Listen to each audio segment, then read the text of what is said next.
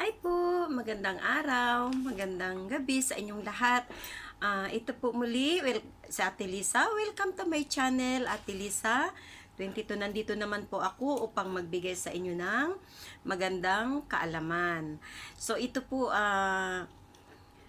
medyo natagalan po ako ng vlog kasi po medyo busy lang po ako konti sa trabaho. So, ngayon ay day off ko, so nakapag-vlog ako. Ah, Una po sa lahat, please subscribe po sa channel ko. Kung nagustuhan nyo po ang mga videos ko, subscribe po ninyo para po update ka sa mga bago kong mga i-upload or bago kong mga videos po na magandang mga idea or kaalaman po. So, salamat po pala sa anak ko dahil binigyan ako niya binilhan ako ng ring light. Unexpected po talaga na sinurprise niya ako. Sabi niya, "Mami, ito bigay ko sa iyo para po may magagamit ka." So, thank you so much anak ko. I love you. Thank you. Talagang bait ng anak ko. So, shout out pala sa lahat, sa mga pinsan ko, sa kapatid ko, sa mga pamangkin ko dyan sa Pilipinas. Ingat-ingat kayong lahat dyan. Saka sa mga pinsan ko, lahat-lahat po, magandang araw sa inyong lahat. Mag-ingat po kayo. At saka yung the best dyan, Antoy Balderas, hello. Binabati na naman kita, shout out na naman kita, talaga mention talaga ha, Antoy Balderas. Ingat ka dyan. At saka po sa Oman, sa Qatar, sa Dubai, Inday Agnes, hello. At saka po sa Saudi, sa Alcobar, sa mga taga-panood ko dyan, taga-subaybay, ingat kayong lahat. At saka sa Qatar, hello Inday Babylin, ayan, pinsan ko dyan, maganda rin Babylin ang. At saka sa North Carolina, hello Insan Stella, kumusta, ingat ka dyan. At sa may Dallas, Texas, at saka sa may Melbourne at saka sa may Sydney, hello, New Zealand, hello, Inday Margie, at saka sa Lebanon, marami na po tayo, PPM sa akin, at saka sa Jensan, may bid fan ako dyan sa Jensan, kumusta po, sana po ay masaya na or nagiging okay na po ang mga problema, sana po, and then pray lang po kayo lagi. So, ang ibibigay ko po sa inyo ngayon ay napakagandang tip po talaga. Ito po ay para the best talaga na pampaswerte. Kung kayo po ay laging kinakapos or kung hindi naman totally nawawalan kasi syempre mahirap naman yung sabihin natin na as in zero, wala talaga. Mayroon naman pero talagang kinukulang ng budget, ganun po. So, sino ba po sa atin ang hindi nag-asam-asam kung mayroon pa po mga karagdagan na mapagkitaan? Syempre po. So, ito pong ibibigay ko ngayon sa inyo ay pinakamagandang tip po ito. Dapat ito ay talagang gawin ninyo or sundin lang po ninyo talaga as in mabisa ito. So, at saka po ang sinasabi ko, bawat gawa nyo ay kailangan nasa isip at saka sa puso po, sa paniniwala po. Kasi po walang mangyayari pag hindi kulang kayo sa tiwala, hindi po mangyayari yan. So, kailangan po yung tiwala ninyo. Yun po ang tutulak para po magiging totoo magkakatotoo yung mga yung mga unexpected mo kasi po naniniwala ka. Yun po. So, kailangan ibigay nyo po yung 100% inyong paniwala dito. At kung gumawa kayo ng kahit na anong spell or anong pampaswerte or mga love spell, huwag nyo pong isipin na ginawa nyo yun. After nang gawa nyo po, kalimutan nyo. Don't think about it. Just like, relax ka lang. Parang wala lang. Kasi, the more na ini-expect mo, na ayun na, tapos nagbibilang ka na, kakagawa mo ngayon, tapos nagka-count ka na, maybe today, tomorrow, or following day. No, hindi yan. Kasi, hindi po isang magic yan na isang pitik mo, ganun, nandyan na agad. So, hayaan mo po yung ginawa mo, yun po siya ang maghanap ng paraan or yun po siya ang magbigay ng katuparan sa hiling ninyo.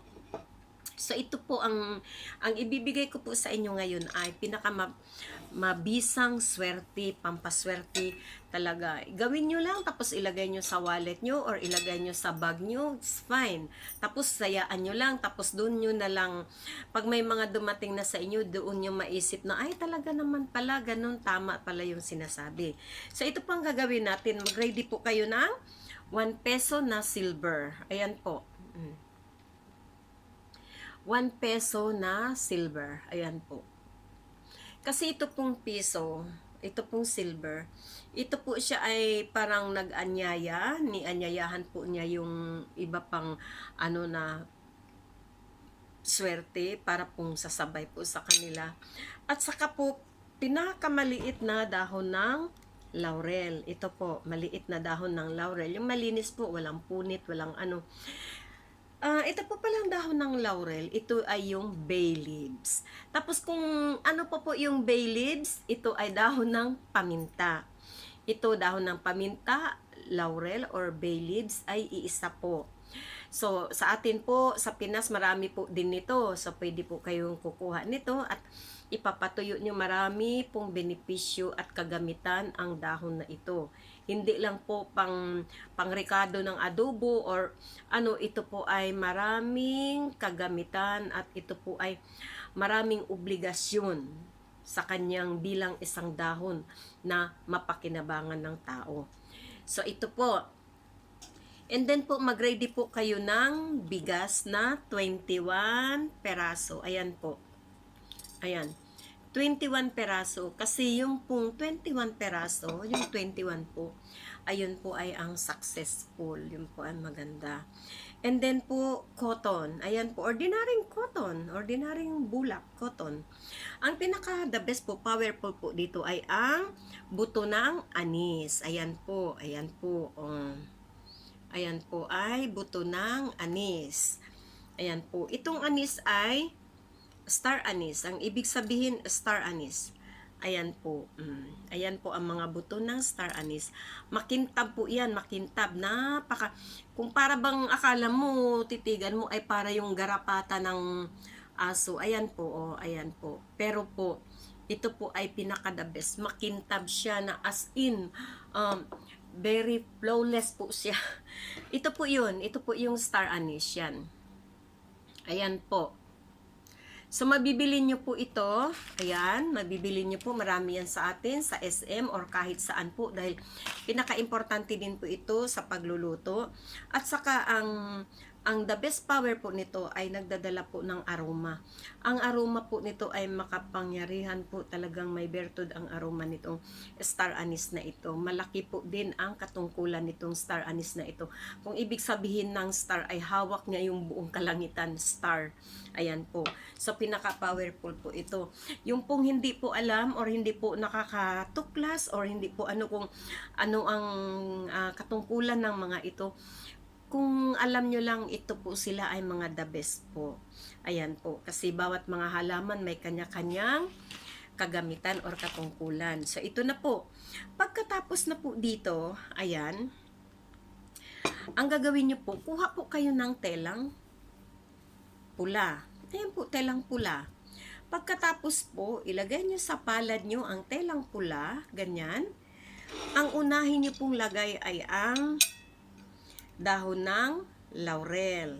Ayan po. Ayan. Pwede nyo po ito sulatan ang dahon ng laurel.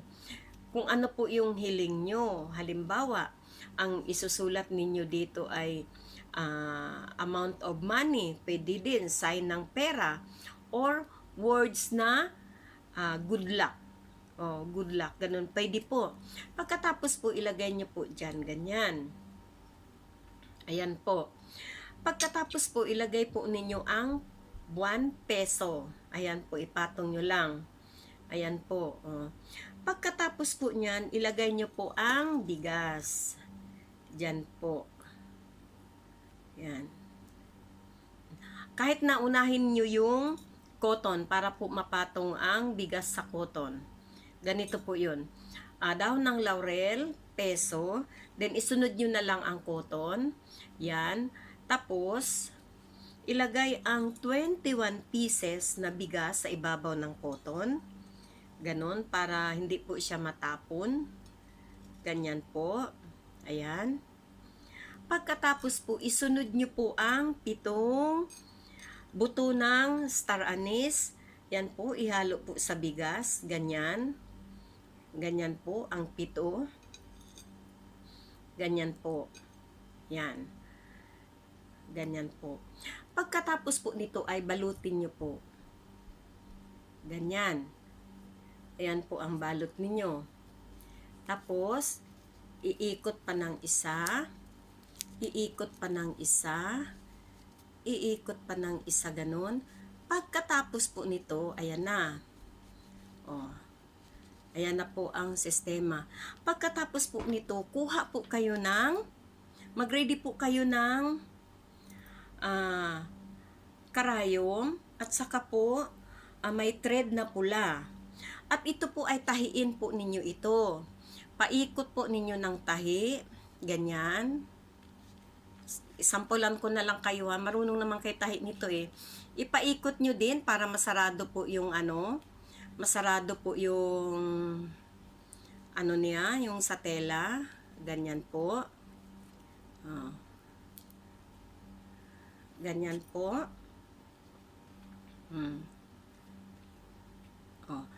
Pagkatapos po, yan, naging ganyan na yung sistema niya. Ganyan na po. So, maliit na siya. Pwede nyo na siya isiksik sa bag or isiksik sa wallet ninyo. Or kung maliit-liit ang wallet ninyo, sa bag na lang, sa pinakasikreto ng bag, isiksik nyo ito. Yan. So, pagkatapos nyong tahi na ganyan na, ayan na, pagkatapos na, gawin ninyo ito ng Friday, 6:30 ng umaga hanggang 8 o'clock ng umaga. Ngayon, kung may araw kayo, or kung wala, akyat kayo sa rooftop, or wala, labas kayo, iharap nyo po ito sa araw. Ganun po. Iharap nyo po ito sa araw. Ganyan. Ganyan ang sistema. Iharap nyo sa araw. Tapos humiling po kayo. Kasi po, importante po yung sinag ng araw. Kasi po yung sinag ng araw, ayun ay, kumbaga, si Haring Araw, hingi kayo ng blessing or hingi kayo ng mga kahilingan kay Haring Araw. Kasi siya po yung gumagabay, o kung kaya yung may mga problema kayo, para siya yung nagbigay ng liwanag sa lahat para po makita nyo yung daan or yung landas nyo sa kadiliman. So, kailangan may araw po para maliwanag. So, yung Haring Araw po, doon po tayo manghiling. So, ang gagawin mo po ay hinihiling mo ganon. Sasabihin mo po ay, sa pamamagitan mo, ako po ay suswertihin, dadaloy po yung mga biyaya sa akin, siksik-liglig po sa mga biyaya na darating sa buhay ko. So, lahat-lahat po ng mga nanaisin ko ay matutupad po. At saka po, ako po ay hindi nakakapusin kailanman sa mga pangangailangan ko, at ikaw po ang magiging gabay kung papaano ako magkakaroon ng mga biyaya or mga pampaswerte or mga pera or kung ano-ano pa. Sa ganun po. So, hilingin nyo lang po. Pagkatapos po nun, iiwanan nyo muna or ibibilad nyo muna siya ng within 30 minutes. Kailangan po, mabalot po ito ng init ni Haring Araw. Yan. Mabalot po siya ng init ni Haring Araw, kahit na mga 30 minutes lang po, iwan nyo po muna doon. Kailangan po safety, na walang makakakita, hindi mawawala. Or kung may sarili kayong bahay, sa labas ng bahay ninyo, kailangan po ipatong ninyo doon sa magandang na yung hindi makita or hindi mawawala. Basta po isafety lang nyo. Paarawan nyo lang ng 30 minutes. Basta ang paggawa ninyo 6:30 to 8 o'clock po ng umaga. Yan po. Kung wala man pong araw, pabayaan nyo lang po siya doon. Kasi kahit po madilim na walang araw, pero sa likod ng kadilim na yan, sa langit, nandun po yung araw nakakubli. So, makikita din po niya ito sa hiling mo. So, pabayaan mo siya doon ng 30 minutes. After ng 30 minutes po, kuhanin nyo na. Pagkuha nyo po nito, ilagay nyo po sa wallet ninyo or else sa may bag ninyo. Yan po, ilagay nyo doon. Araw-araw kasama ninyo kung saan kayo mapunta. kasama po ninyo ito kasi ito po siya yung parang guide na po at ito na po siya yung parang magbigay daan na aakyat po ang swerte kasi ang mga nandito po ay may kanya-kanyang katungkulan po yan para maakit ang swerte at mapalapit sa inyo.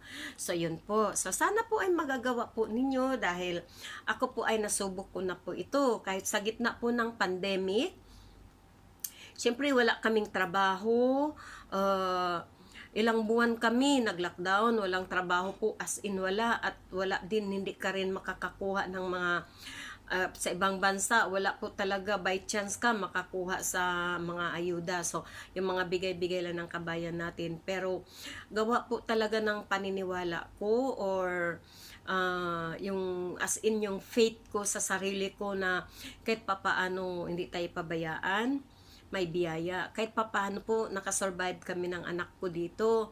Kahit wala po kaming trabaho, walang sweldo, pero po may mga paraan talaga ang Panginoon na bigla-bigla na lang na dumating sa akin. Minsan pumunta sa bahay, ganun, may something na kinakailangan, papagawa. So, ayun, hindi man ako humihingi or ano, o iiwanan ako ng pera o ito, ganun. So, alam mo ba yung malaking kaalwan sa buhay mo talaga, yung faith mo, yung paniniwala mo. So, yun po, kahit papaano nakasurvive po kami ng anak ko, kahit po nung pumasok na kami ng kalahating sweldo lang din ay binibigay sa amin, syempre bayad kami lahat dito, pero nakakasurvive pa rin kasi dahil sa faith mo, sa paniniwala mo, na magkakaroon ka at magkakaroon ka talaga. Don't lose your hope, sabi nga, sa likod ng mga ano ay nandyan yung tagumpay natin. So, yun po, maraming salamat po. Sana po ay magagawa po ninyo, ay happy po ako kung matutulungan din kayo sa pamamagitan ng faith ninyo at yung tiwala ninyo po. Maraming salamat po sa inyong lahat. Ingat kayo dyan. Love you all. Bye-bye.